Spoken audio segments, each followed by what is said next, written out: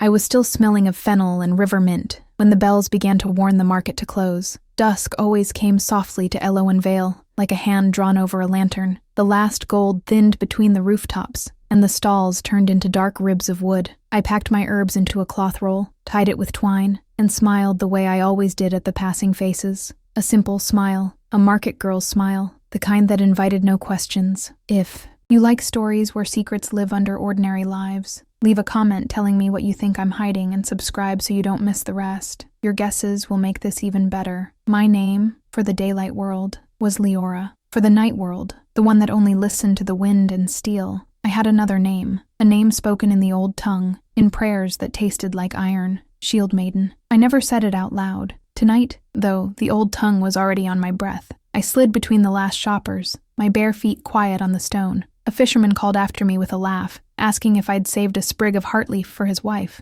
I promised I had. He didn't notice my fingers were shaking. Not fear, anticipation. The city watch had started their rounds early. Their lanterns bobbed at the edges of the square, washing the cobbles in pale circles. From the bridge, I could see the river cutting through the vale like a dark ribbon, and beyond it, the black line of the elderwood. It was there, under those trees, that my true life waited. But Elowen Vale itself was not truly human, not truly elven, not truly anything that the old maps understood. It belonged to trade, to coin, to neutral ground, a place where an elf girl could sell herbs beside a human baker, where a dwarf could argue over ribbon with a noble's maid, a place where oaths were supposed to be kept, because the alternative was blood. The alternative was already here. I felt it before I saw it, a pressure at the base of my skull, like a storm building behind the eyes. Glamour. Someone was bending the air, weaving a veil. I kept walking as if nothing had changed. My basket bumped gently against my hip. My hair,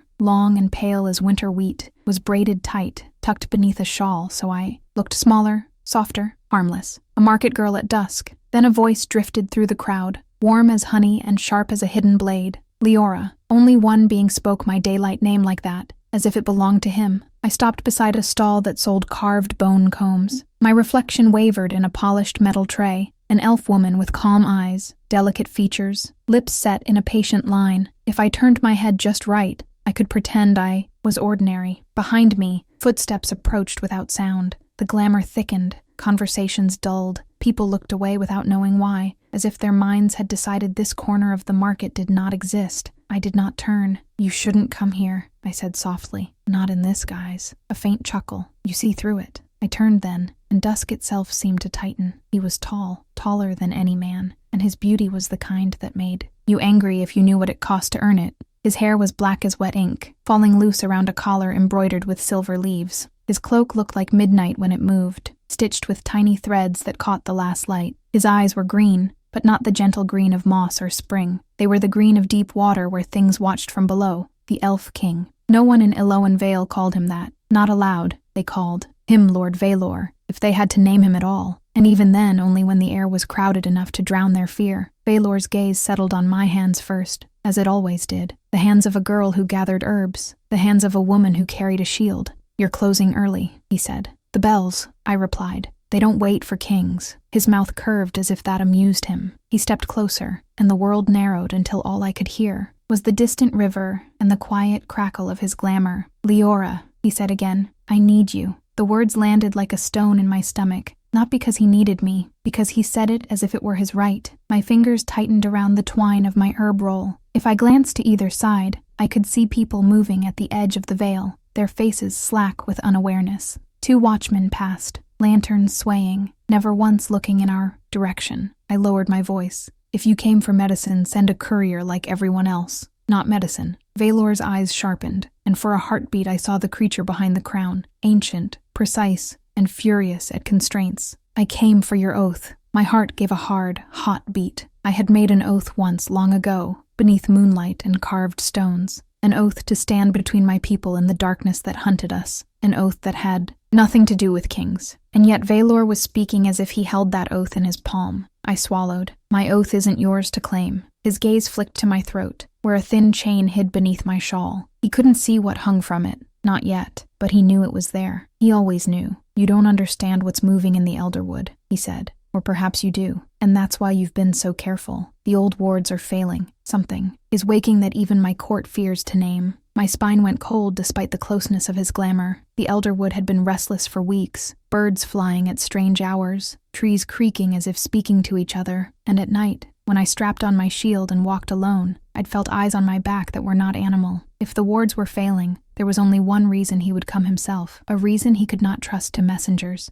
I forced my voice steady. "Why are you telling me?" "Because," Valor said, and his tone finally lost its teasing edge. "The thing that's waking is bound to you." The market seemed to tilt. My breath caught. Bound to me. That was impossible. I had been careful. I had buried the past. I had stitched my life into daylight routines and night patrols, kept secrets like blades tucked under a skirt, and yet his eyes held mine with cruel certainty. "You feel it, too, don't you?" he murmured. That pull, that whisper in the blood. My mouth went dry, because I did feel it. Some nights when the moon was thin, I heard my own name spoken from the trees. Not Liora, not Shield-Maiden. My true name, the one my mother had whispered as she died. I took a step back, breaking the small circle of his glamour. The air shivered as if offended. "If it's bound to me," I said, "then tell me what you know." Valor's expression softened, almost dangerously. For the briefest moment, he looked less like a king and more like a man standing at the edge of something he couldn't control. "I can't tell you here," he said. "Not where ears can pretend not to hear. Meet me after moonrise, at the river stones beyond the bridge." My instincts screamed no. Kings did not meet alone, unless they intended to take something, or give something that would cost even more. And then he added, quietly, as if it pained him to say it, "I swore an oath once, Liora. I have broken it, and the breaking has begun to bleed into the world." I stared at him, searching for the lie, but what I saw in his eyes was not a lie. It was regret, and something else, under it, bright and terrifying. Need. He leaned closer, close enough that his voice brushed my ear like a secret. "If you don't come," he whispered, "Elowen Vale will burn without flame, and you will finally remember why you became a shield." Then he stepped back and let his glamour unravel. Sound rushed in. The crowd reappeared. A child laughed. A vendor shouted about fresh bread. The watch's lantern light swept across the cobbles as if nothing had ever been hidden here. Valor was already walking away, blending into dusk with the ease of smoke. I stood frozen beside the bone combs, my herb roll clenched in my hand, my heart pounding. Loud enough I was sure someone would hear, because the king had said one thing that mattered more than any threat. I have broken an oath. Kings did not admit such things unless the consequences were already devouring them. And if his broken oath was bleeding into the world, then whatever was waking in the Elderwood wasn't just bound to me. It was coming for me. I picked up my basket, forced my market smile back onto my face, and walked toward the bridge as the last light died. Moonrise was coming. Moonrise found me in two lives at once. In the daylight world, I was still Liora, the girl who sold river mint and feverfew, the one who knew which cough meant cold air and which meant grief. I walked home with my basket swinging gently, nodding at neighbors, letting the familiar streets tell anyone watching that I belonged to routine. In the night world, I was already counting. 3 watch. Patrols on the main road, 1 by the granary, 2 near the bridge, because the bridge was the throat of Elowen Vale, and everyone understood throats were easy to cut. I kept my pace unhurried, but my mind moved like a hawk's. Valor had said the old wards were failing. He had said something was bound to me, and he had said he broke an oath. If any one of those things were true, it would have been enough to turn the air sharp. Together they made my skin feel too tight. I turned down an alley that smelled of wet stone and baking bread, and slipped into the narrow door between a candlemaker and a shuttered tailor. The sign above it was so faded most people didn't bother reading it. They assumed it was storage, or a forgotten shop.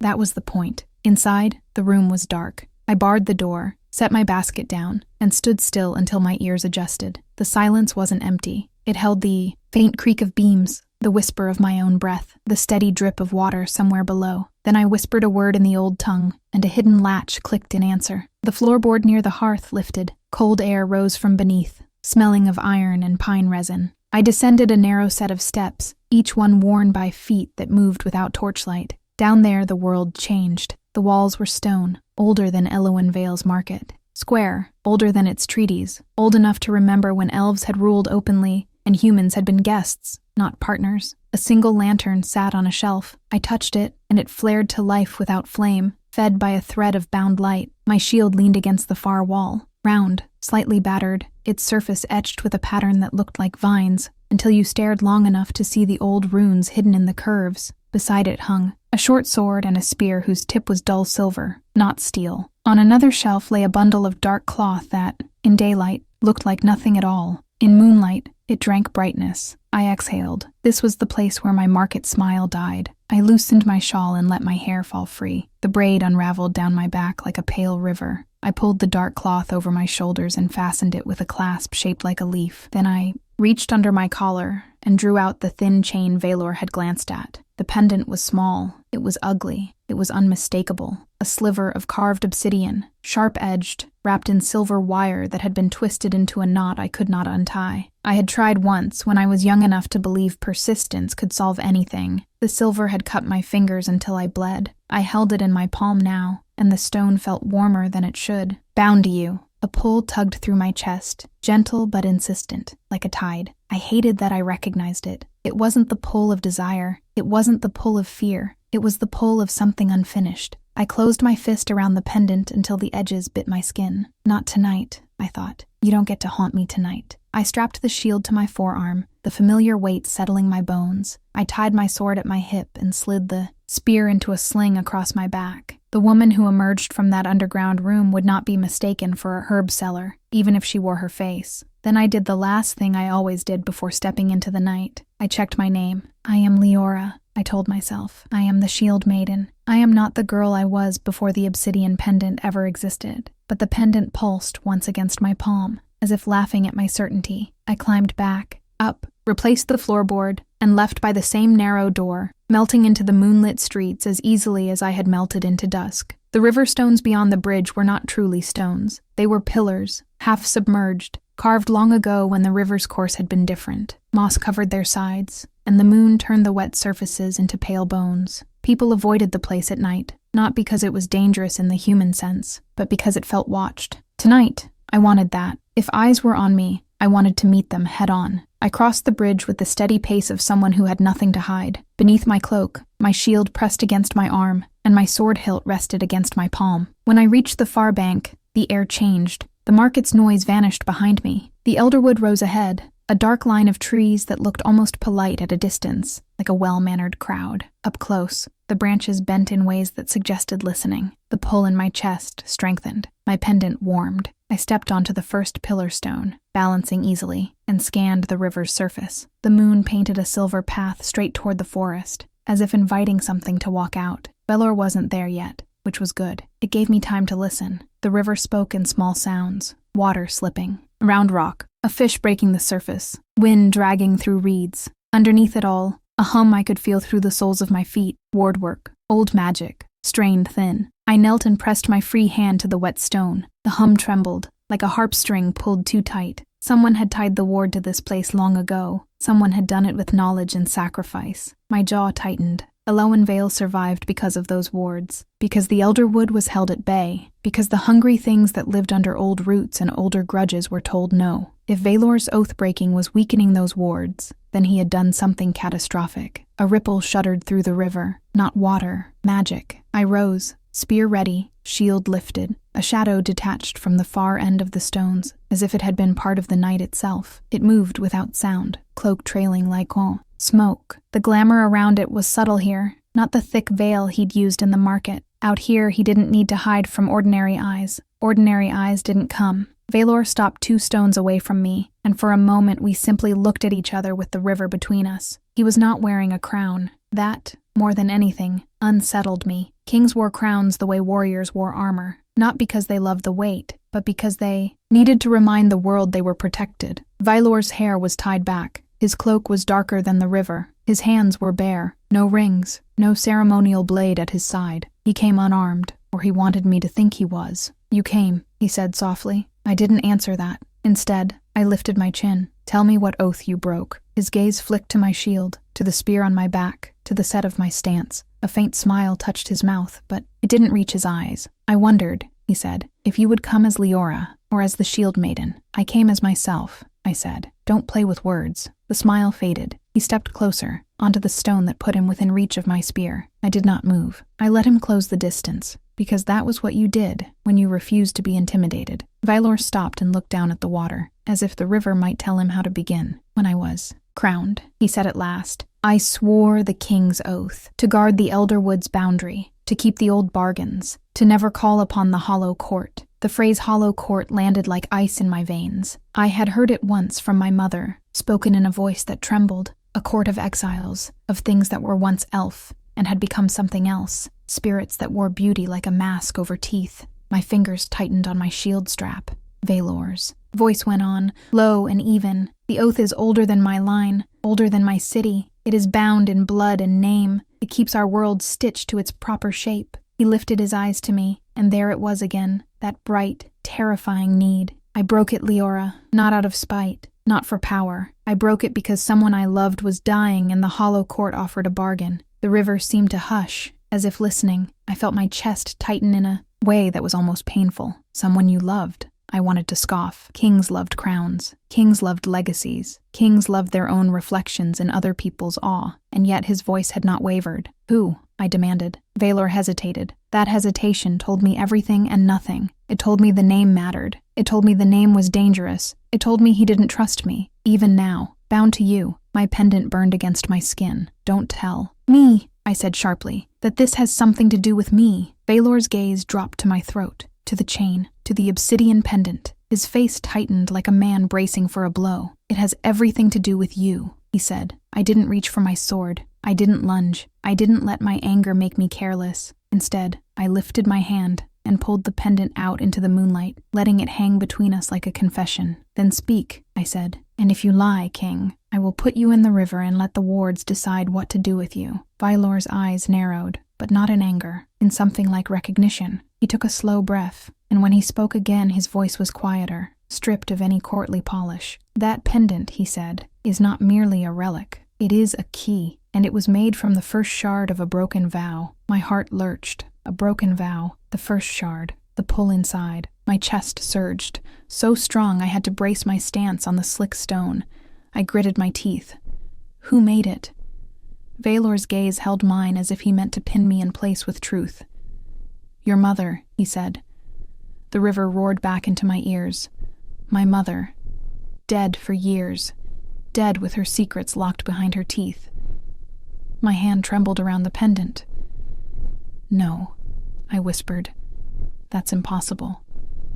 Valor's voice softened, and that softness was more frightening than any threat. Your mother served the hollow court once, he said. She escaped. She tried to seal the breach forever. She forged that key and bound it to the only name she trusted to keep it hidden. Your name, Liora. My stomach turned. I tasted bile. You're lying, I said, but it came out thin. Valor shook his head once. Slow. I wish I were. He stepped closer, careful, like a man approaching a wounded animal. I didn't back away. I couldn't. My feet felt glued to the stone. The wards are failing because the hollow court has been called, he said. They smell the key. They want what your mother tried to lock away. And the reason they can reach this far is because my broken oath opened a path. He swallowed, and for the first time I saw fear in him. Not fear of me. Fear of what he had unleashed. I came tonight to do one thing I have never done, he said. To ask. Ask what? I snapped, though my voice shook. Ask me to clean up your mistake? Valor's gaze flicked over my face, and something in it went painfully gentle, as if he saw more than I wanted him to. Ask you to help me close the breach, he said, before the hollow court takes Elowen Vale, before it takes you, because the key will answer your blood,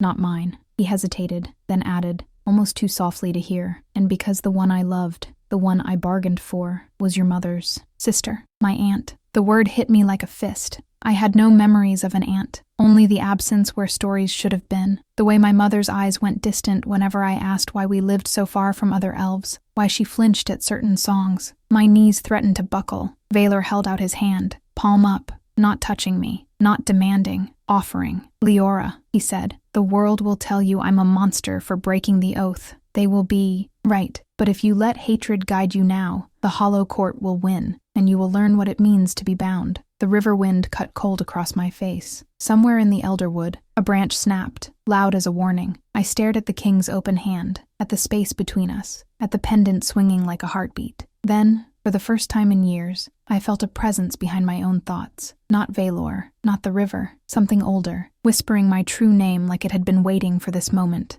And the pendant in my fingers pulsed once, answering it. I lifted my shield slightly, not lowering it, but shifting it so I could breathe. If my mother forged this, I said, voice raw, then she had a reason. Tell me what she was trying to keep out. Valor's hand remained open. His eyes did not leave mine. He spoke one sentence, and it turned the night into a knife. She was trying to keep the elf king from becoming the hollow king, and you, Liora, are the only thing standing in the way of that transformation. The whisper behind my thoughts laughed softly. The wards trembled, and across the river, the elderwood seemed to lean closer, eager to listen. Past chat, past chat, past chat, past chat, past chat. The river stones felt smaller after his last sentence, as if the night had decided to crowd in and hear my answer. I hated that my first thought was not about Elowen Vale, or the wards, or the hollow court. My first thought was, he looks tired. Not the tiredness of a man who missed sleep, the tiredness of a being who had carried a decision too heavy to set down.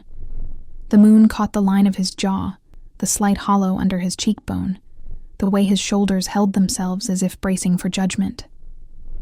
I tightened my grip on my shield until my knuckles ached. You want my help? I said, but you also want my trust. Those are not the same thing. Valor did not flinch. I know. Then prove it. My voice came out sharper than I intended. Prove my mother had anything to do with this pendant. Prove the hollow cord is real, and that you called it. Prove you are not already becoming what you fear. For a moment, his eyes flashed with something old and proud, a king's instinct to command. Then it faded, replaced by that strange gentleness that unsettled me more than arrogance ever could. He lifted his left hand slowly, palm outward, showing me the inside of his wrist. A mark ringed it. Not a wound, not blood. A pale band, like frost had kissed his skin and refused to leave. It was too perfect to be natural, and the air around it seemed thinner, as if the mark drank warmth. My stomach turned cold. The hollow quartz clasp, he said quietly. When you bargain with them, they do not take coin. They take claim. I swallowed. And what did they claim from you? Valor's gaze held mine, and the river wind tugged at his cloak like an impatient whisper. My ending, he said. The last chapter of my story, if I failed to pay what I promised. I jerked at the word he used, and he noticed.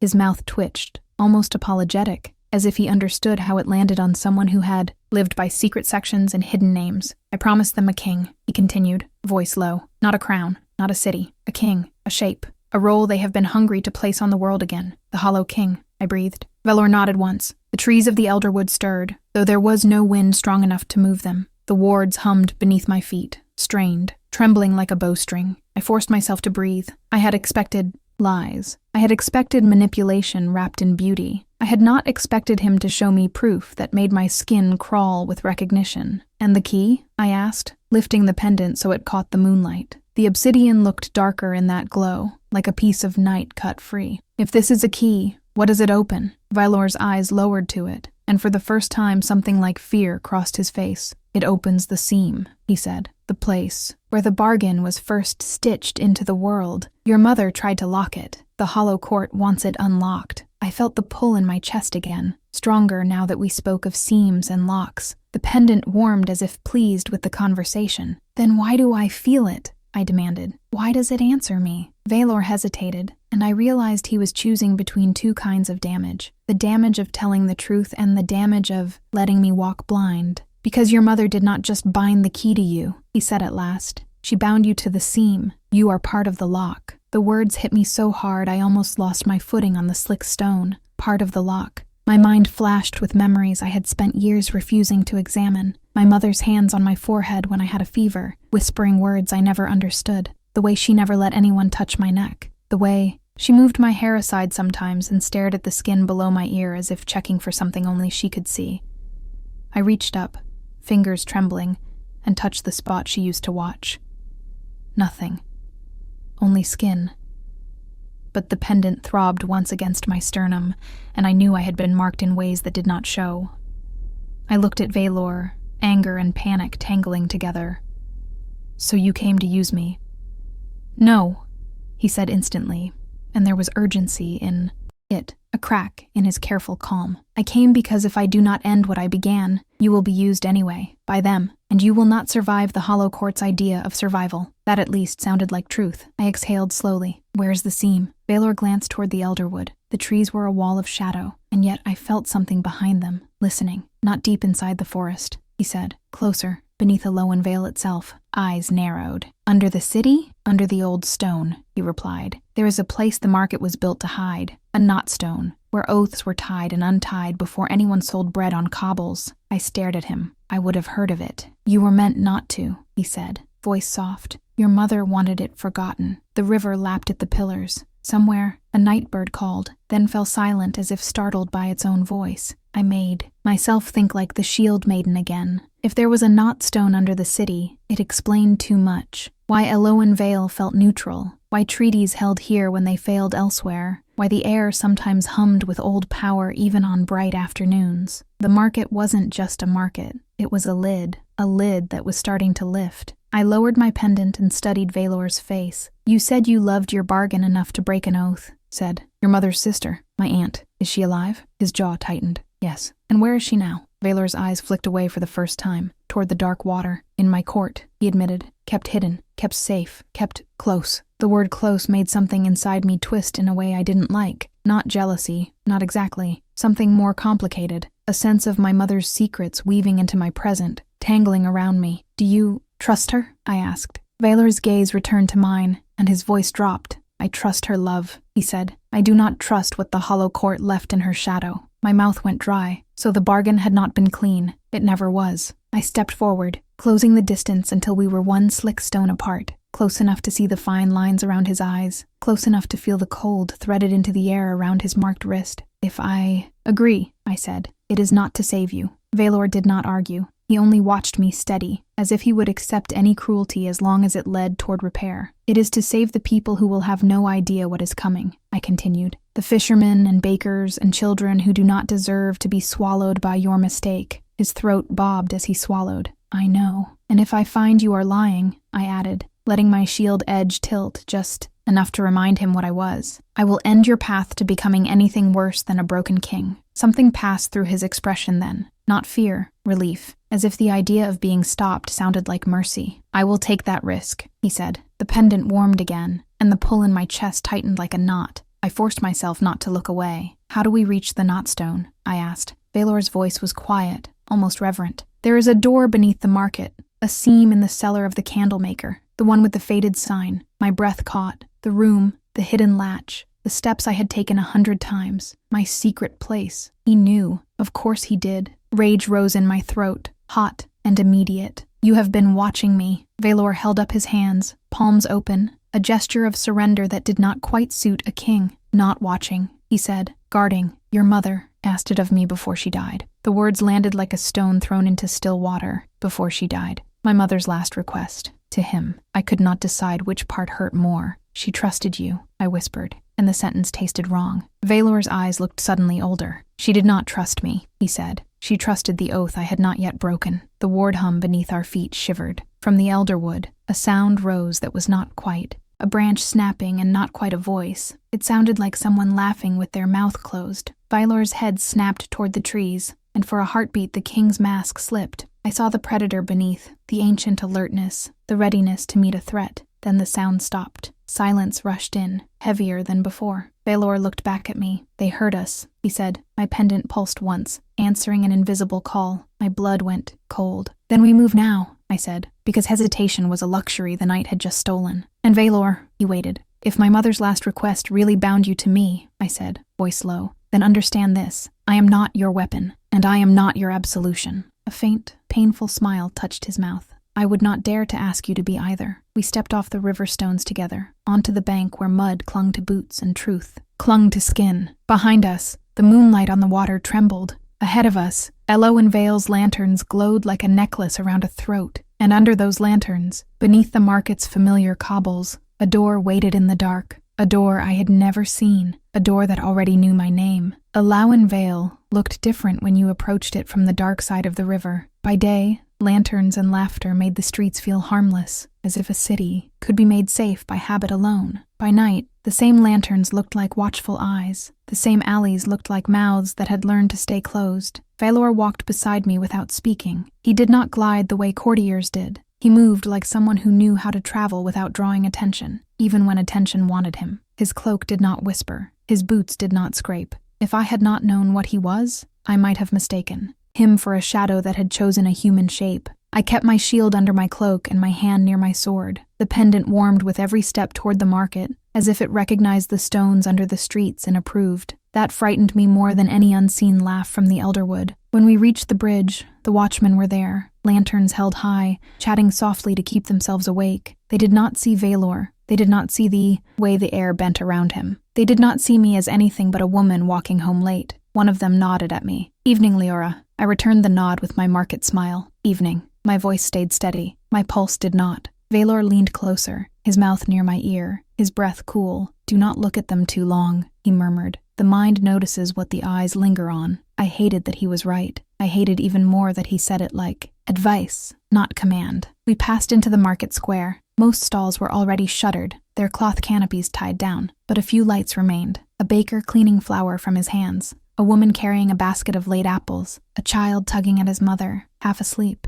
Ordinary life clinging to the edges of night. Under that ordinariness, the hum of wardwork scraped at my senses like a song played out of tune. I turned my head slightly, pretending to glance at the closed stalls, while I listened with the part of me that belonged to moonlight. The wards were not broken yet. They were strained. It felt like a net holding something heavy, trembling under the weight. Valor guided me toward the narrow door between the candlemaker and the shuttered tailor. My door, my secret. The sight of it made my throat tighten. For years I had treated that place like an island, a safe pocket of stone and silence where I could become the shield maiden without anyone watching. Now I knew it had never been truly unseen. I reached for the handle. The metal was colder than it should have been, as if the door had been dipped in river water. My fingers hesitated. For the first time, the latch felt like a question. Valor did not touch it. He simply waited, giving me the choice, as if he understood how much it mattered that I stepped through by my own will. I opened the door and slipped inside. He followed. The room smelled the same as always. Wax, ash, old wood. But there was another scent layered under it now, faint and wrong, like damp stone that had never seen sun. I barred the door, then turned and watched him in the darkness.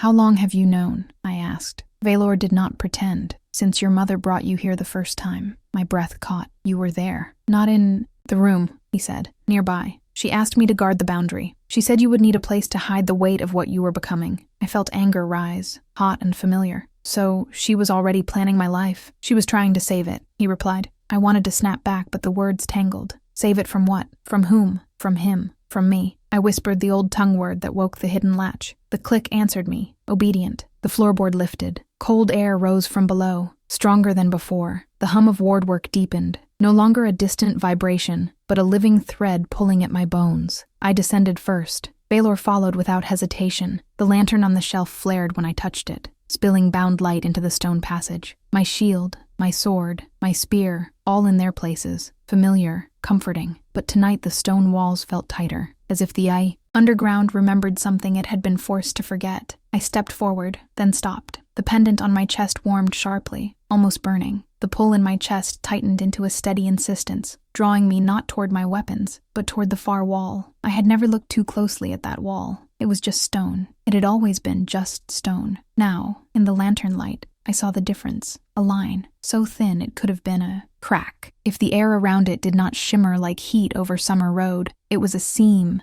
vertical, the exact height of a person. The stone on either side looked ordinary, but the seam looked like two worlds pressed together and refusing to blend. My mouth went dry. "You built your hiding place on top of it," Valor said quietly. "I did not build anything," I snapped. "I found this place." Valor's gaze stayed on the seam. "Your mother found it first." I took a slow breath and forced my feet to move closer. The seam did not move. It did not widen. It did not glow. It waited. I lifted my hand and reached toward it, stopping an inch away. The air between my fingers and the stone felt thick, like touching the surface of a pond without breaking it. Behind my ribs, something answered. Not my thoughts, not my fear. A whisper slid through my mind in the old tongue, using my true name like a key. My hand trembled. Valor spoke low. "Do not open it yet." I turned my head sharply. "You just brought me here." "I brought you to the door," he said. "Not to the act. There is a difference." I hated that he sounded careful, respectful. It made it harder to hold on to pure anger. I stared at him. "What are you not telling me?"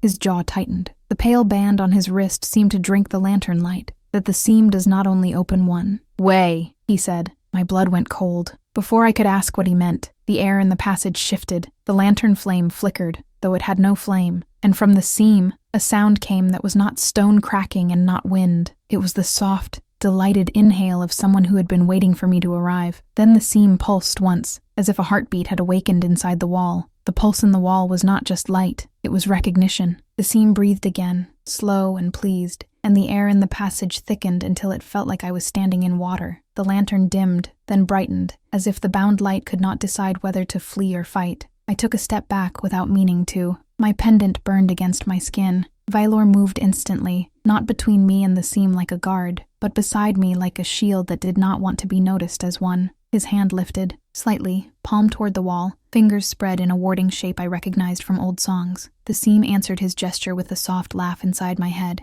Not my thought, not his. Something that slipped between. Liora, a voice murmured. Velvet over bone. So close, so early, so inevitable. My throat tightened. The voice was not loud, but it did not need volume. It lived in the space behind my eyes, the place where names rested. I forced myself to breathe, get out of my mind. The laugh warmed, indulgent, but you brought the key to the door. You always do in the end. The seam shimmered, and for an instant I saw my own reflection in it. Not in stone, not in water, in something like dark glass. My reflection smiled. I did not. I lifted my shield, letting it catch the lantern light. The etched runes glimmered faintly, as if waking. Valor, I said low, not taking my eyes from the seam. You said it does not only open one way, it is a threshold, he replied, voice steady but tight. A seam between bargains. If it opens wide enough, something can step through. And if it opens just a little, I asked, then it can speak, he said, as if to prove him right. The seam pulsed again, and the voice shifted. Now it sounded like my mother. Not exactly. My mother had been softer, breathier, like a candle trying not to flicker. This voice had her rhythm,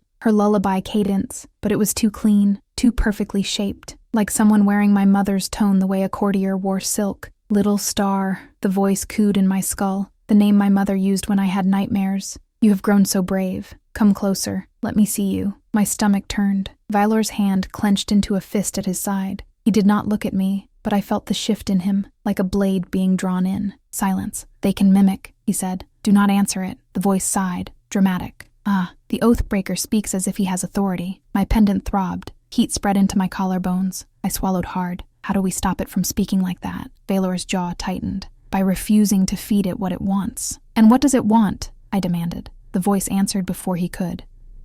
Your true name, it purred. Your consent, your softness, your longing for the dead, all the sweet cracks in you. Let us in. I set my teeth. My true name was a knife I kept sheathed for a reason. Names made doors. The seam shimmered again, and my reflection moved. It lifted its hand as if to touch the glass from the other side. When its fingers met the seam, frost bloomed across the stone around it in delicate filigree. The air in the passage cooled, and my breath fogged. Vylor swore under his breath in the old tongue. I turned my head just enough to see his face in the lantern light. He looked furious, not at me, at himself. You did this, I whispered. His eyes flicked to my pendant, then back to the seam. I opened a path, he admitted. But you are the lock. That is why it is pressing so hard. The voice in my head laughed again. He tells you the truth, like it is a gift. How noble. I lifted my free hand and grabbed the pendant, pressing the obsidian into my palm until it hurt. The sharp edge bit my skin, grounding me in sensation that was mine. I forced my thoughts into a narrow line. If this thing needed my true name, then I would not give it. If it needed my consent, then it would starve. But I could feel something else too. A pull not just toward the seam, but down, into the stone under my feet. Like the knot stone Valor mentioned was calling through the foundation. The seam was only the skin of it. The heart was deeper. I looked at Valor. If we do nothing, what happens? He did not sugar it. The wards continue to strain. The seam continues to thin. The hollow court gains more reach. And eventually it will not only speak, it will step. And if we open it ourselves? I asked, voice rough. He hesitated. The voice in my head brightened, eager. Yes, open it. Come. We will be gentle. Valor's hesitation sharpened my anger. Speak. We would enter the threshold, he said. We would find the knotstone from the inside. We would try to retie what has been loosened, but it would mean being seen, truly seen, by them. I let out a short, humorless breath. I am already being seen. The seam pulsed again, and this time my reflection's smile widened. Not a friendly smile, a hungry one. Liora, the voice whispered, softer than breath. Shield-Maiden, little lock. We do not want to harm you. We want to complete you. You were made for this. Your mother knew. She gave you to us in everything but surrender. A spike of rage cut through my fear. My mother did not give me to anyone,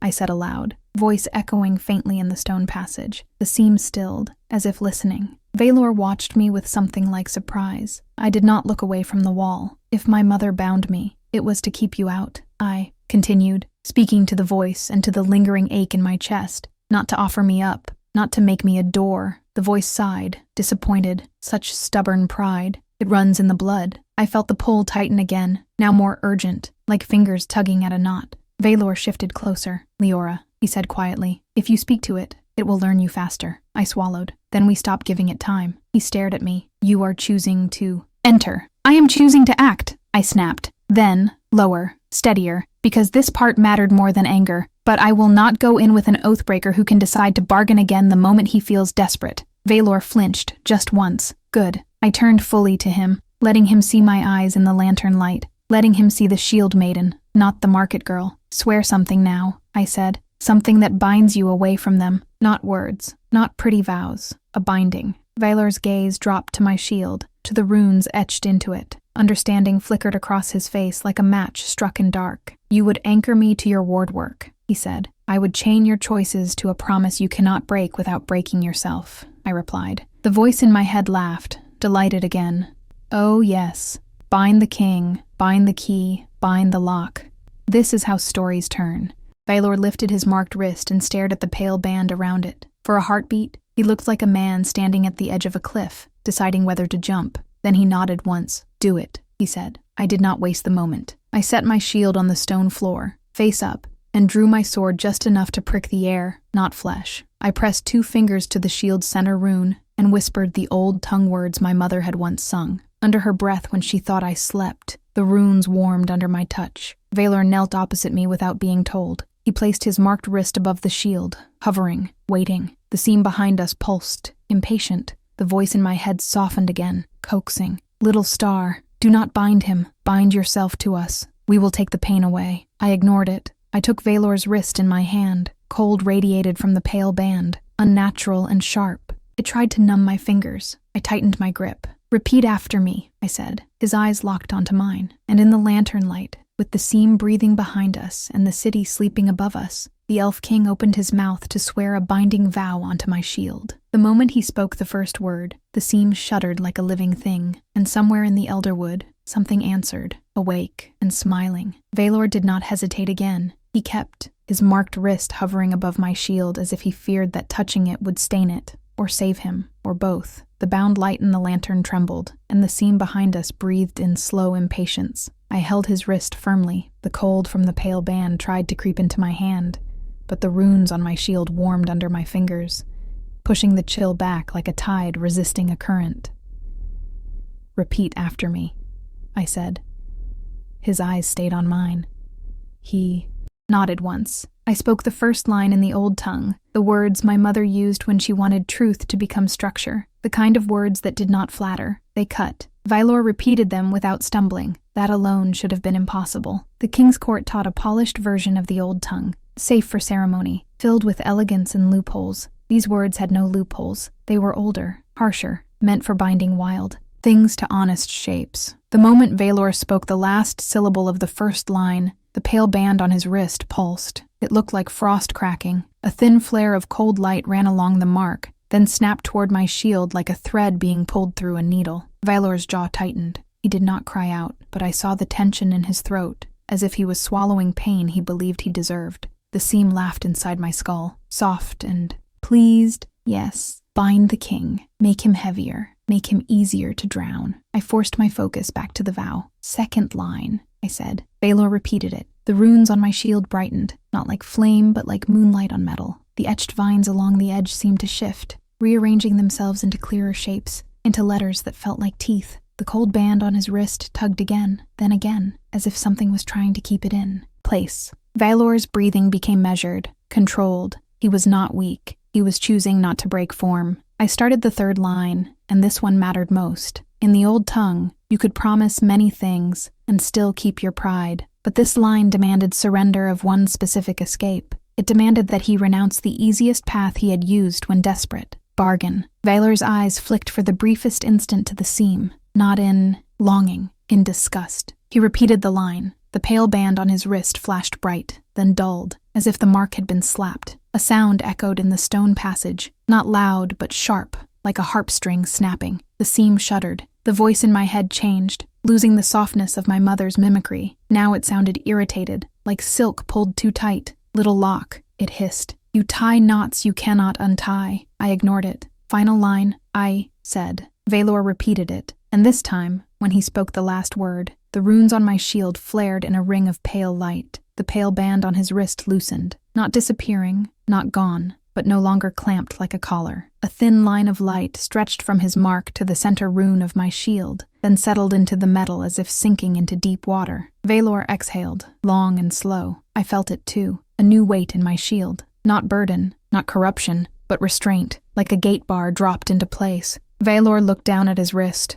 The pale band remained, but it looked fainter, less hungry. His fingers flexed. He touched the mark once, as if checking if it was real. "You chained me," he said quietly. I lifted my chin. "I anchored you. There is a difference." His gaze rose to mine, and for a heartbeat, the lantern light caught something in his eyes that made my breath catch. Not charm, not command, something more dangerous than both. Relief. "Thank you," he said. The words landed strangely in this underground place. A king thanking me like a man. The seam pulsed again, but the pulse was different now, less confident, like a door realizing the key had teeth. The voice in my head returned, smoother, careful again. "It will not save you, little star. You can bind him to your pretty runes, but the seam knows you. It remembers. The taste of your name." My pendant warmed sharply. I tightened my grip around it, then let it fall back against my chest. I would not touch it again until I had to. Valor rose slowly. He glanced at the seam, then at my shield, then at me. "It will try another way," he said. I nodded. "We do not give it time." I lifted my shield and slid my sword back into a ready position at my hip.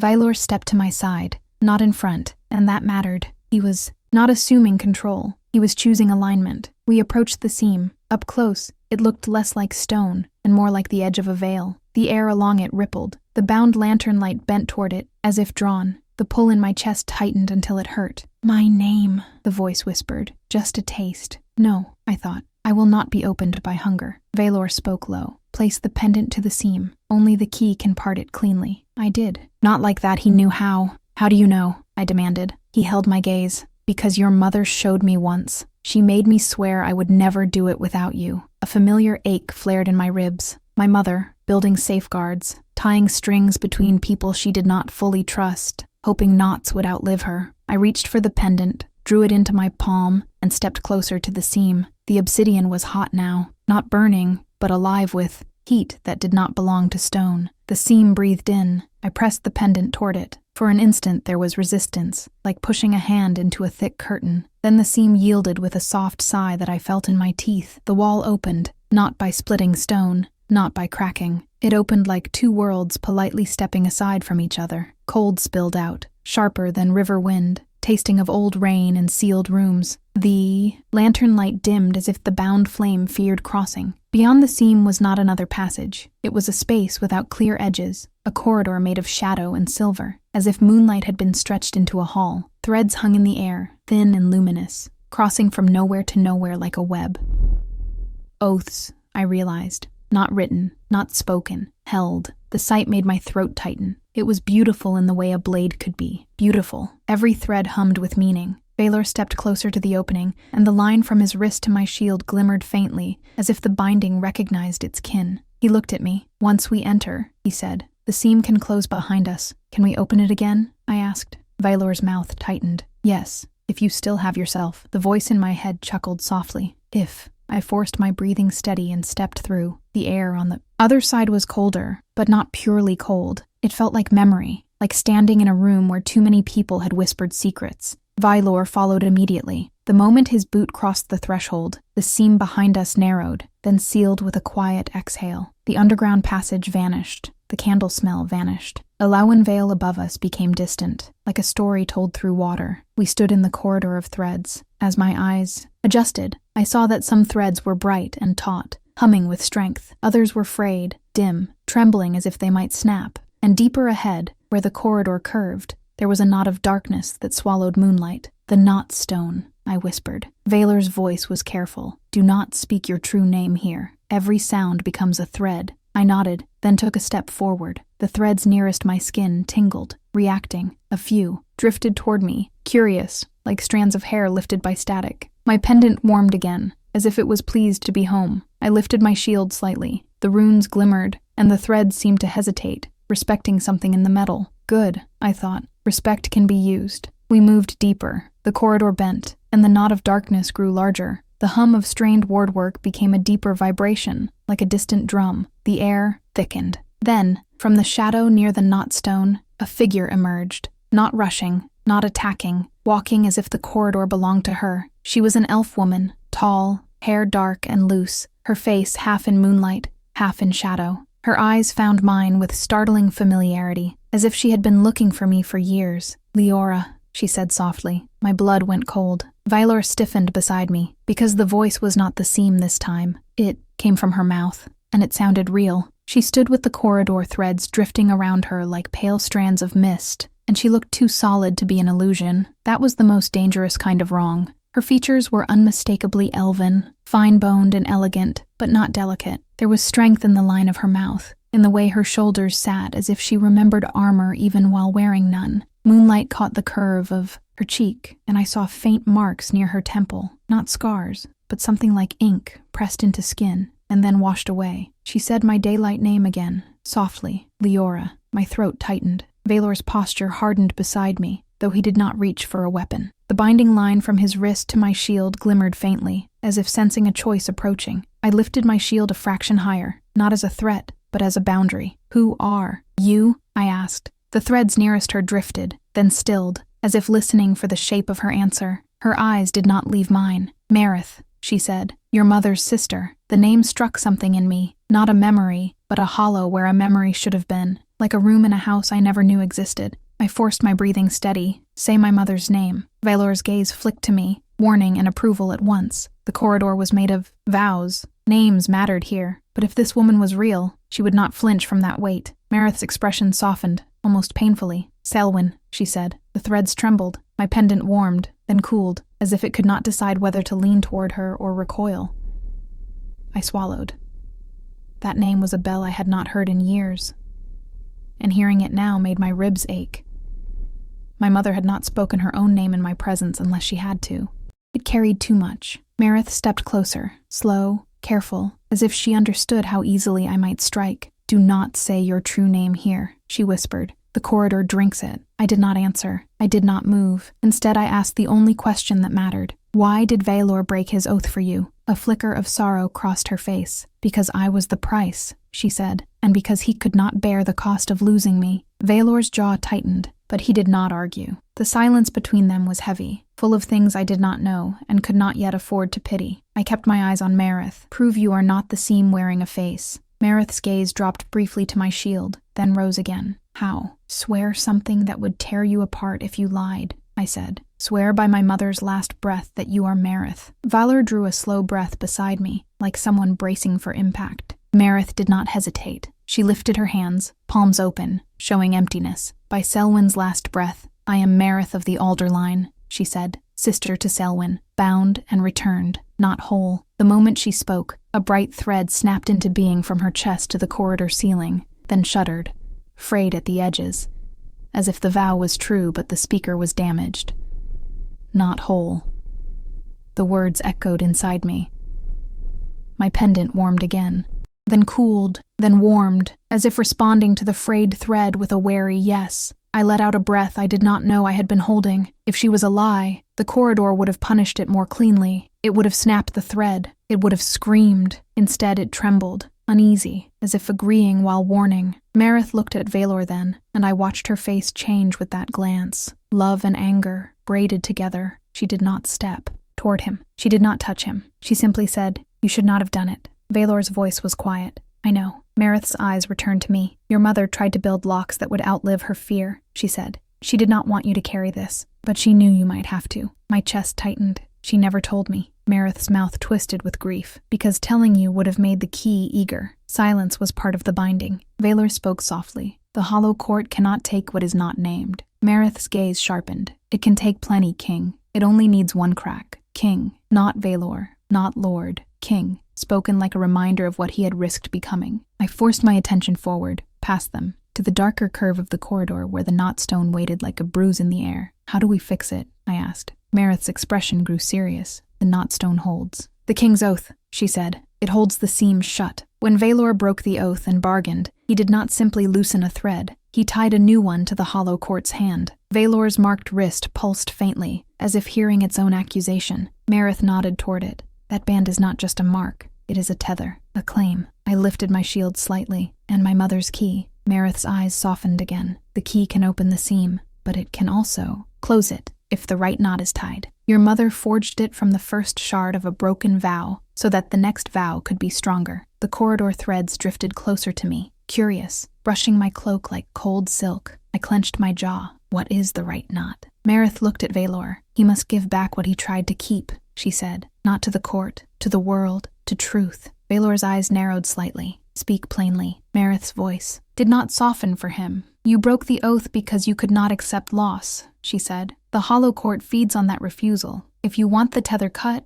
you must choose the loss they thought you would never choose. My stomach turned. She meant herself. I looked at Valor, and something in my chest flared, sharp and conflicted. He had risked everything for this woman, and now the way to undo it might be to let her go, not send her away, not hide her, let go in the deepest sense. Marith turned to me. And you, little Locke, she said, must choose the part of yourself your mother tried to keep safe. My voice came out rough. What part? Marith's gaze dropped to my market-worn hands, then to my shield. The split, she said. The hiding, the half-life. The court loves a woman who cuts herself into safe pieces. It makes her easy to pry apart. My throat tightened. She was right. My life Liora had been a cover, but it had also been comfort. A place where I could pretend I was not made for war and ward work and thresholds. I looked at the corridor ahead. If I stop hiding, I become visible. Marith nodded. Visibility is a vow too. Valor's voice was low. They will come for you harder if you do. I met his gaze. They already are. For a moment, the corridor threads hummed louder, as if approving the shape of my stubbornness. Marith stepped aside, gesturing toward the darkness ahead. Come, she said. The knotstone is listening. Every moment we stand here, the seam learns us. We moved forward together, the three of us, as the corridor narrowed and the threads thickened. The knotstone emerged from shadow like a monument to old decisions. Black as obsidian, but duller, older, it stood taller than Valor, carved with grooves that looked like rivers frozen mid-flow. Hundreds of oath threads converged into it, bright and frayed and trembling, all tied into a massive knot that pulsed like a slow heart. And in the center of that knot was an absence, a gap where a thread should have been, a gap shaped exactly like a king's promise. Valor's marked wrist pulsed, and a pale thread stretched from it toward the gap, trying to insert itself into the knot like rot finding a wound. Marith's face tightened. There, she said. That is the court's tether, trying to become the new oath. My pendant warmed until it was almost painful. The knotstone felt me. The lock in my blood recognized the seam in the world. Then the air beside the knotstone shimmered, and a reflection formed without any glass to hold it.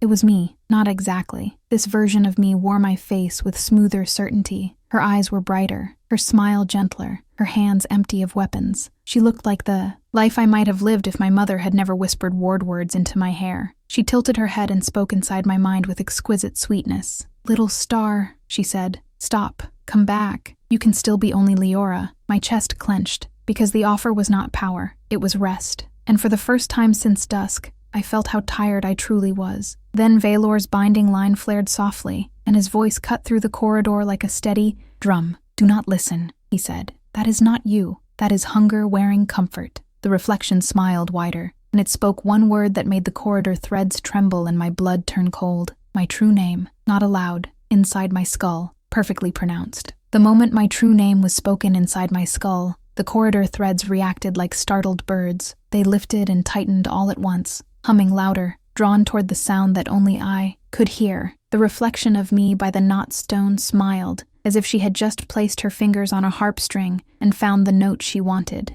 My knees went weak, not because the name itself was a weapon, because it was mine, and hearing it in someone else's mouth felt like being touched in a place I had kept hidden even from myself. Valor stepped closer, his voice low and steady. Do not answer it. Marith's hand hovered near my shoulder but did not touch. Her face was tight with alarm. Cover your mind, she whispered. Give it nothing. The reflection tilted her head. Patient, kind, unbearable. She looked at my shield, at my sword, at the strain in my jaw. You can stop, the voice in my skull murmured, soft as cloth. You can set the weight down. You can be only Liora. No cold corridors, no knots, no kings, no hunger. Just the market at dusk, the river smell, the warm bread, the quiet rooms. The offer hit the part of me that was exhausted enough to believe comfort could be permanent. My pendant warmed, pulsing in time with the knot stone's slow heartbeat. I felt the pull again, not just toward the seam, but toward the life I had built from careful half-truths, the safe life, the smaller life. The reflection smiled wider, as if she sensed my hesitation. Then she shifted her gaze past me, toward Valor, and her sweetness sharpened into something pleased.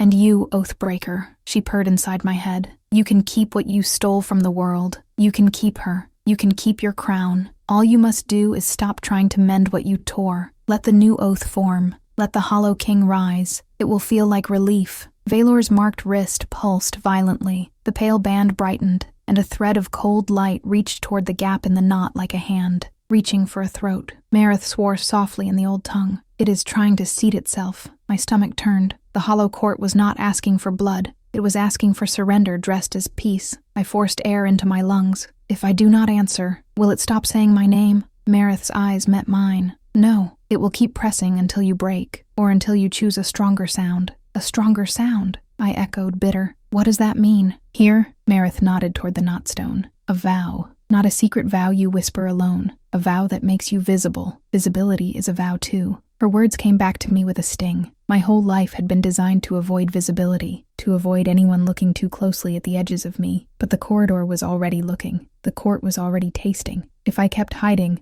I would remain a lock that could be picked. I lifted my shield, bringing its runes directly between my face and the reflection. The etched lines glimmered faintly, and the threads nearest my shield hesitated, drawn instead to the metal. The reflection's smile faltered for the first time. Good. I planted my feet, squared my shoulders, and spoke aloud, careful to keep my voice steady. "I am Liora," I said. "I am the Shield-Maiden. I am not divided for your convenience." The corridor threads tightened and hummed, as if my words became a new strand. My pendant burned in protest, then cooled slightly, as if forced to accept the boundary I drew. The reflection's sweetness cracked into irritation. "You are tired," she hissed in my skull. "You are lonely. You do not want this. You want your mother. You want her arms around you again." The name of my mother was a blade. It dug into me. I swallowed hard. I did not look at the reflection. I looked at the knotstone instead, at the gap where a king's promise should have been, at the cold thread trying to replace it. Valor's breathing was tight, controlled. He stared at the gap as if he could wrestle it with will alone. Marith stepped forward, placing herself just slightly ahead of him, not blocking him, reminding him. "This is the choice," she said to Valor, voice firm. "The loss you refused." Valor's jaw worked. His eyes flicked to her, and for a heartbeat, the corridor's dim light made him look less like a king and more like a man in love, cornered by consequence. "I did not refuse you," he said low. "I refused the world without you, and that is why the court has you by the wrist," Marith replied. Her voice softened, but it did not bend. "If you want the tether cut, you must release what you tried to keep." Valor's throat bobbed as he swallowed. The reflection laughed softly in my head. "He will not. He cannot. He will choose you, Marith. He will choose his hunger." Marith looked at Valor with a strange calm, like someone stepping into winter water without flinching. "I am not your possession," she said quietly. "I am not your payment, and I am not your excuse." The words hit Valor like a physical blow. His shoulders tensed. His marked wrist pulsed again, brighter, more desperate. The cold thread stretched farther, nearly touching the gap. I felt panic rise, hot and urgent. If that thread seated itself, the new oath would form. The Hollow King would have a throne in the world's stitching. I stepped closer to Valor, shield raised, my voice sharp. "Decide." He looked at me, and for a heartbeat, I saw something raw in him. Fear, shame, love, all of it tangled. Then he turned to Marith. He did not touch her. He did not plead. He simply bowed his head, like a king, acknowledging a verdict. "I release you," he said, voice trembling but clear, "from my bargain, from my claim, from my desperate need to keep you." As he spoke, the corridor threads around his wrist shuddered. The pale band flared, then dimmed, as if the mark had lost something it was counting on. Marith closed her eyes briefly, and when she opened them, there were tears shining but not falling. "Thank you," she whispered. The reflection snarled inside my skull, suddenly furious. "No!" The cold thread from Valor's wrist jerked, trying to leap into the gap anyway. But the binding line from his wrist to my shield flared, pulling back like a leash. The cold thread trembled, uncertain. The knotstone hummed louder. Marith stepped toward the gap and lifted her hand over it, not touching, just hovering, as if feeling the shape of the missing promise. "Now," she said to me, "key and lock." fill what is missing. My pendant was burning hot now, as if it wanted to rush into the gap on its own. I grabbed it in my fist, pressed the obsidian edge into my palm until it hurt, and stepped forward. The reflection of me surged closer, her sweetness gone, her voice now sharp as ice. "Say it," she demanded inside my skull. "Say your true name. Open fully. Let us complete you." I met her eyes across my shield. "No," I said aloud, and my voice did not shake. "I will complete myself." I lifted the pendant toward the gap in the knotstone. The corridor threads lifted,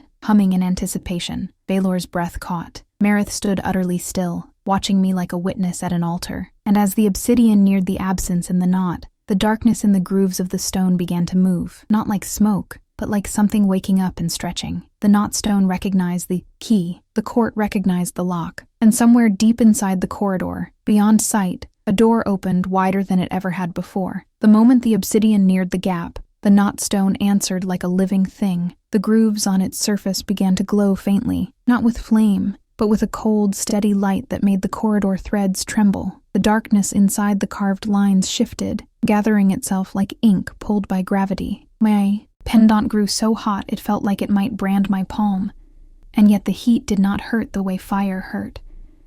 It hurt the way truth hurt when it pressed against parts of you that had learned to hide. The reflection of me stepped closer, her eyes bright with patient hunger. "Say it," she whispered inside my skull. "Give the seam what it wants. Give me your real name, and you will never be tired again." My throat tightened. The pull in my chest tried to drag my mind toward softness, toward surrender that looked like peace. I looked at my shield instead. I looked at Valor's wrist, the pale band dimmer now, restrained by the binding to my runes. I looked at Marith, standing like a witness, her face set with a grief that did not ask to be comforted. Then I looked at the gap in the knotstone, and I understood something so clearly it made my breath catch. The missing promise was not only Valor's, it was mine too. Not the words themselves, but the kind of promise, the kind that refused bargains with hunger, the kind that accepted grief without trying to purchase a different ending. My mother had tried to keep that kind of promise for me, but she had never been able to do it alone. My pendant pulsed once, and the corridor threads around me tightened like a net. The reflection smiled, and the knotstone spoke, not with words, but with pressure, with a demand that squeezed my ribs. "Fill it," it seemed to say. "Name what must be named. Tie what must be tied." I swallowed and forced my voice steady. "Valor," I said, without looking away from the gap. "Your oath is missing, but you cannot replace it with another bargain, not even with good intention." His voice came low and tight. "Tell me what to swear." Marith's eyes flicked to me, warning and approval tangled. The reflection hissed. Inside my skull, frustrated. "She is not your judge, King. She is your lock. Break her." I ignored it, and lifted my shield so the center rune faced the knotstone like an offered seal. "You will swear this promise into my shield," I said, "into something that will hold you when your will shakes." Valor's breath caught. He understood what that meant. Not obedience, accountability. The knotstone's hum deepened, as if leaning closer. I spoke the words, slowly, shaping them as cleanly as I could. "Swear that you will never bargain with the hollow court again," I said. "Swear that when loss comes, you will not purchase another world to avoid it. Swear that you will let grief be grief and still guard the boundary." The corridor threads quivered, eager for the sound. Valor stepped closer to the gap. His jaw was clenched, his eyes fierce with shame and determination. He lifted his marked wrist above my shield again, and the faint line from his wrist to my runes glimmered. Then he spoke, repeating my vow in the old tongue as best he could, and in plain speech where the old tongue could not capture his meaning. "I will not bargain," he said, voice steady. "I will not trade the world for my hunger. I will not become what waits beyond the seam. I will guard the boundary, even when guarding breaks my heart." As he spoke the last sentence, the pale band on his wrist flared once, trying to tighten, trying to claim him again. But the binding in my shield held. The band dimmed sharply, like a leash yanked hard. The cold thread that had been reaching toward the gap snapped back, recoiling as if burned. The knotstone hummed, approving. The reflection of me snarled in my skull. "Then you will lose. Then you will hurt. Then you will regret this." "Yes," I thought, and felt my eyes sting. "That is what makes it real." I stepped forward and lifted the pendant to the gap. The obsidian touched the absence, and the corridor lurched. For a heartbeat, the threads around us flared bright, and the world shifted like a door swinging open in my mind, not outward, toward the court, but inward, toward memory. I saw my mother, not a mimic, not a sweetness wearing her face, a real moment, sharp and imperfect, held inside the obsidian like a trapped breath. She was younger than I remembered, hair loose, hands stained with dark dust from carving the shard. Her eyes were red-rimmed with exhaustion. She looked straight at me, as if she knew I would someday stand here. "Little star," she whispered, and the sound did not invade my mind. It lived inside the pendant, inside the memory. "If you are hearing this, then I did not have time to teach you everything. I am sorry, but listen to me now." Her voice trembled. "Do not trade yourself for peace. Do not let anyone, king or court, tell you that surrender is kindness. Your name is yours. Your grief is yours. Your strength is yours. Be whole, even when wholeness hurts." The memory flickered. My mother's hands tightened around the obsidian shard as if it were a living thing, and then she said the one sentence that made my chest crack open. "I loved you enough to let you hate me, if hate keeps you alive." The memory vanished, leaving heat behind my eyes. The reflection in the corridor hissed and recoiled as if the truth had struck her. "No," she whispered inside my skull, suddenly thin and furious. "That was not meant for you. That was ours." I pressed the pendant harder into the gap and spoke aloud. Not my true name, not the secret word they wanted, but the vow my mother had built me toward. "I will be whole," I said. "I will not split my life into safe pieces for you to pry apart. I will not open for hunger. I will guard what my mother tried to guard, and I will do it as myself." The corridor threads surged toward my words, weaving around them. The runes on my shield flared, catching the vow like a hook catches a rope. The knotstone's gap began to fill, not with a cold thread from the court, but with a bright strand that formed between Vylor's renewed vow and my refusal to surrender. It braided together, tightening into a new knot that did not feel like domination or bargain. It felt like boundary. The seam's pressure in my skull loosened. The reflection staggered back, her sweetness dissolving into something raw and ugly. "You will regret this," she hissed. "You will ache for the easy life. You will beg for it." "Maybe," I whispered, "but I will not beg you." The knotstone pulsed once, and the corridor shuddered like a drum struck. Hard, threads snapped into place. The darkness in the grooves retreated. The hum of wardwork steadied, becoming a deeper, calmer song. Valor exhaled a shaky breath, and for the first time since dusk, I saw his shoulders drop, as if a weight had been lifted off his spine. Marith closed her eyes, and a tear finally slipped down her cheek. The corridor threads around her chest trembled, then relaxed, as if her frayed vow thread had been given room to breathe. Then the corridor began to change. The air thickened, not with hunger, but with closing. The threads that had been drifting now drew inward, tightening, pulling us toward the place we came from. Valor reached out, and for the first time he touched me. Not my wrist, not my shoulder, just my hand. His fingers were cold from the mark, but the contact was steady, careful, real. "Hold on," he said quietly. "The threshold is sealing." I squeezed his hand once, and as the corridor pulled us backward toward the seam, I heard the hollow quartz voice one last time, distant now, like a smile fading into fog. "Whole girls make the best locks," it whispered. "We will be patient." The world tilted, the threads blurred, and the last thing I saw before darkness folded was the knotstone, pulsing calmly, with the gap filled at last. But my pendant, against my palm, still felt warm,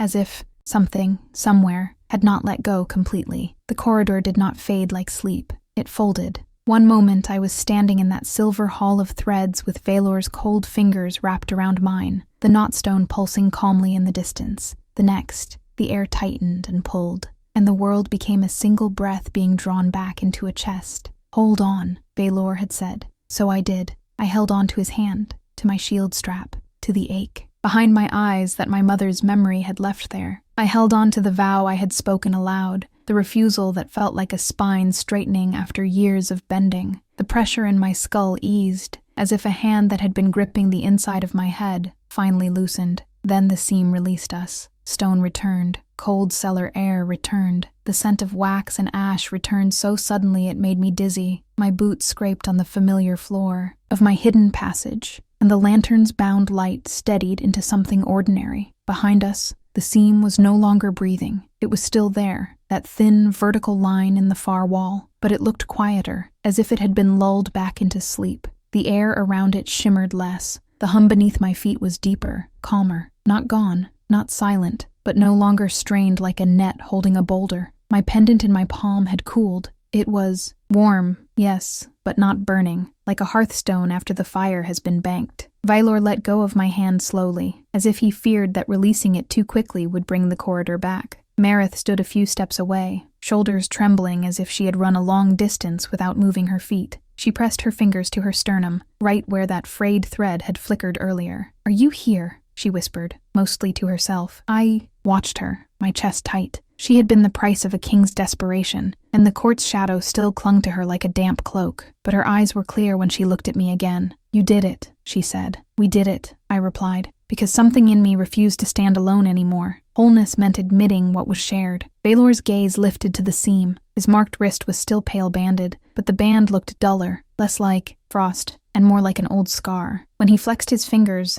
the cold did not seem to bite as deep. "It is sealed," he said softly. "For now," Marith corrected, gentle but firm. "Seams remember pressure." Valor nodded. His face looked carved from restraint. I could see how hard it was for him not to reach for her, not to claim comfort after finally choosing the loss she demanded. Instead, he turned to me, and the shift in his posture was subtle but real. "I will not touch what is not offered," he said. I blinked, startled by the simplicity of it. A king speaking consent like a vow. "Good," I said, voice rough. "Keep practicing." A faint, pained smile touched his mouth. "I intend to." I should have felt triumph. Instead, I felt tired in a way that reached into my bones. Not the tiredness of defeat, but the tiredness of someone who has finally stopped holding two lives apart with white-knuckled effort. My market smile and my shield stance were no longer enemies in me. They were both mine. I looked at my shield, at the runes that still glimmered faintly as if they had tasted the corridor's threads and learned new language. The center rune felt heavier, like it held more responsibility than it had yesterday. "We need to leave," I said, because the longer we lingered underground, the more the city above felt like a fragile dream. If the wards are steadier, people deserve to wake to a morning that does not know how close it came to breaking. Vylor moved without argument. Marith followed. We climbed the steps, replaced the floorboard, and slipped into the upper room. The market square outside was mostly dark, but dawn was beginning to paint the edges of the rooftops with pale color. The lanterns still burned.